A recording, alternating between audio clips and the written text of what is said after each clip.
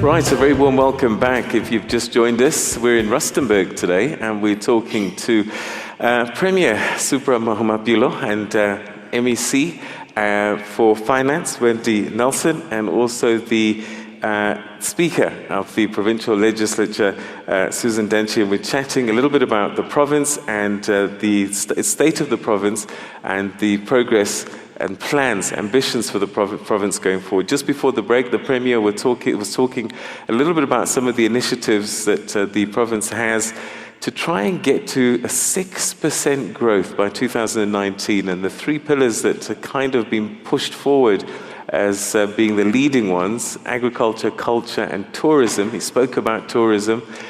We started unpacking agriculture, and Premier, do you want to just finish that point? Because again, it's not just money, you've got to develop the skill and the ability as well.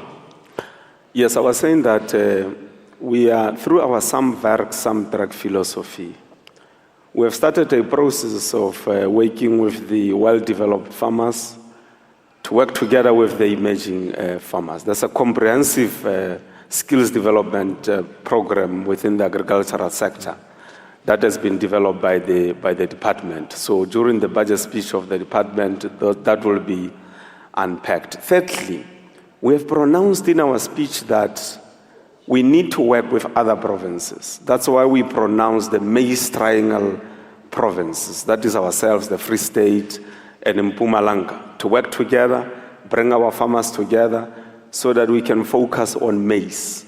But we also know, Peter, that we face the problems of drought as a province. We haven't had, for instance, over 15 millimeters of rain this year. It's a bit of a challenge. We have discussed with Makhalis Water, Sidibeng Water, and the farmers on how we can, through the usage of pivots, make sure that we attend to the problems of water. So those are some of the things that we are going to be doing in as far as the agricultural sector is concerned. On culture, when we met last year, remember, we were talking about general intentions. We have now concretized things. One of the practical things we have already launched is to make sure that this year, from the 1st to the 8th of December, we hold our first inaugural Mahikeng Cultural Music Festival, which will be bringing people all over to the city of Mahikeng, also as part of promoting tourism. So we are very confident that we are on course.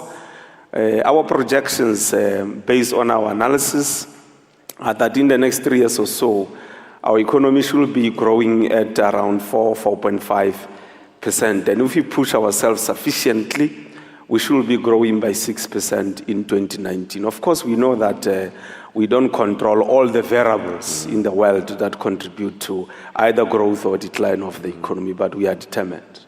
All right, okay. So, Madam Speaker, there are new players in the provincial legislature now. The processes, you talked about rules a short while ago. The environment has changed. Tell me a little bit about the things that we're seeing now. It seems as if there's more robust engagements taking place. Some might even call them disruptions. Your thoughts on the things that we're seeing? Is this good or bad? And is it to be encouraged? Thank you, Peter. I want to state that in terms of the Northwest Provincial Legislature, what we see there is a robust debates. That far as the 5th administration, we have never experienced any disruptions. Members are engaging in terms of the rules of the legislature. And like I've said earlier, we are in the process of reviewing our rules. But that is not even influenced by what has been happening in the National Assembly. We just felt that as the 5th Parliament, there are things that have been done in the old way, and we think that we must bring change. And in terms of the happenings of the legislature, the people of Mukoni-Buprima must be assured that the legislature is in good hands. We are playing our role. Members of Parliament, they are doing their best. I can also assure you that the Premier is aware that in all his pronouncements, they are held accountable without fail by the legislature. Currently, there's a new program for the government I think it's in regard to the implementation or the strategy of implementing the NWP. We have taken a decision as the legislature that the strategic plans of all departments must find expression of all the pronouncements of the Premier. And we are going to start that process when we start the budget votes come next week. Each and every department must tell us, must give us their plan on how are they going to implement and cause thereof of all the pronouncement by the Premier.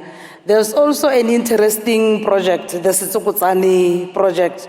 As the legislature, I've earlier said, one of our key mandates is to ensure public participation and to hold the executive accountable.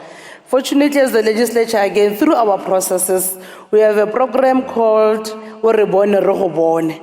Orebone Rohobone is from the legislature side. On the government side, they have the Sitsokotsani. Then you'll see that clearly the separation of powers. We are holding the executive accountable. Currently, the naming of Moses Kotane is another issue. The renaming of Moses Kotane is on media, is on social media. Everybody wants to know. Obviously, as the legislature, we must hold the executive accountable on behalf of the people of Bokoni Bupirima by holding them accountable to say, yes, there's a committee that is dealing with that, but the proper processes must be unfolded.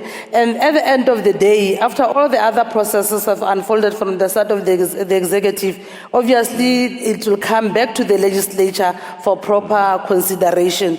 And the people of Bokoni Bupirima must be rest assured that they will be given an opportunity, because it is our responsibility as the legislator to ensure public participation. They will engage in that kind of debate. But be rest assured, Peter, our members of parliament, they are very much active and robust when they deal with issues of the executive. All right, okay. We're going to turn to the floor and to Twitter just now, but one last question just before we turn there. Premier's talking about these huge plans that need to be rolled out. You've talked about tightening belts. And I know that progress has been made. I know that this time last year we were talking about 15 municipalities that needed serious interventions and being managed. And somehow you've managed to bring that down to 8. The question is, I guess, what interventions are going to be required?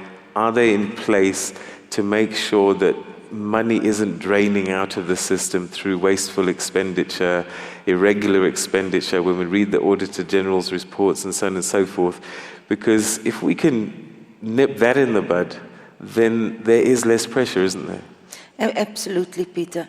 Yes, we had 15 municipalities in what we call ICU. We're down to 8, and we're hoping for a better audit outcome. The mechanisms that we have put into place is through our municipal support unit within the province, is to assist municipalities. To go out there, I think you would also remember that the Auditor General had a very huge concern about consultancy fees. And so what we have said is that we cannot bring consultants in at the end of the process to assist municipalities. We should rather have a system in place that would work with municipalities in order to improve their audit outcome. What we are doing is we're setting up teams within the districts to have a shared service. So we're calling on, and we have called upon, the Premier has called upon retired experts to come in, those who are willing to assist us, those who are willing to assist municipalities in the vein of the Saamtrek Saamwerk philosophy, to assist municipalities. And we will then have this team that will work together, consistently assisting municipalities. In terms of audit outcomes, again, what we are saying is that we need to have consequence management. We need to look at fruitless, wasteful expenditure. It must be cut down. And in order to do that, we need to hold people accountable. And I think this 5th administration is not going to squirm in terms of dealing with consequence management. We are committed to clean audits. We are saying through our MFMA unit, we are saying, let us target the municipalities Let us assist them. Let us drill right down into the audit outcome, into the action plans, and assist them in order. So we have a plan in place.